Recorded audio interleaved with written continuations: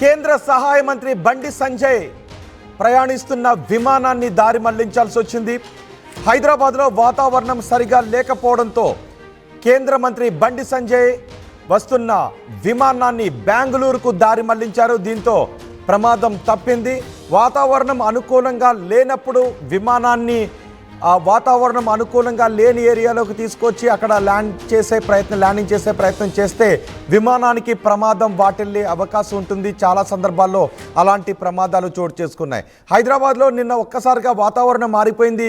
రాత్రి హైదరాబాద్లో క్యూములోనింబస్ మేఘాలు ఏర్పడ్డాయి. ఈ క్యూములోనింబస్ మేఘాల కారణంగా ఆకాశంలో భారీగా ఉరుములు మెరుపులు సంభవించాయి. వడగళ్ల వర్షం కూడా పడింది. ఆ సమయంలో ఢిల్లీ నుంచి హైదరాబాద్కు వస్తూ ఉన్నారు కేంద్ర మంత్రి బండి సంజయ్. ఆయన ఇండిగో విమానంలో ప్రయాణిస్తూ ఉన్నారు. అయితే హైదరాబాద్లో వాతావరణం అనుకూలంగా లేకపోవడంతో అత్యవసర ల్యాండింగ్కు బెంగళూరు విమానాశ్రయానికి రిక్వెస్ట్ చేశారు. ఆ విమానాన్ని బెంగళూరు వైపు దారి మళ్లించారు. దీంతో బెంగళూరులో ఎమర్జెన్సీ ల్యాండింగ్ చేశారు. ఢిల్లీ నుంచి రాత్రి 11:30 హైదరాబాద్కు బయలుదేరారు బండి సంజయ్. వాతావరణం అనుకూలంగా లేకపోవడంతో విమానాన్ని బెంగళూరుకు దారి మళ్లించి అక్కడ నిలిపివేశారు.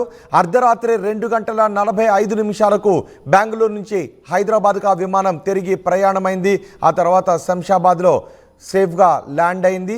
కరీంనగర్కు బండి సంజయ్ శంషాబాద్ నుంచి బయలుదేరి వెళ్ళిపోయారు. నిజానికి అలాంటి సమయాల్లో ముందుకే విమానాన్ని పోనిచ్చినట్లయితే ఏదైనా ప్రమాదాలు జరిగే అవకాశం ఉంటుంది. కాబట్టి గతంలో అలా ప్రమాదాలు చోటు చేసుకునే సందర్భాలు ఉన్నాయి. కాబట్టి హైదరాబాద్కు రావాల్సిన విమానాన్ని బండి సంజయ్ ప్రయాణిస్తున్న విమానాన్ని అత్యవసరంగా బెంగళూరుకు దారి మళ్లించి బెంగళూరులో అత్యవసర ల్యాండింగ్ చేశారు.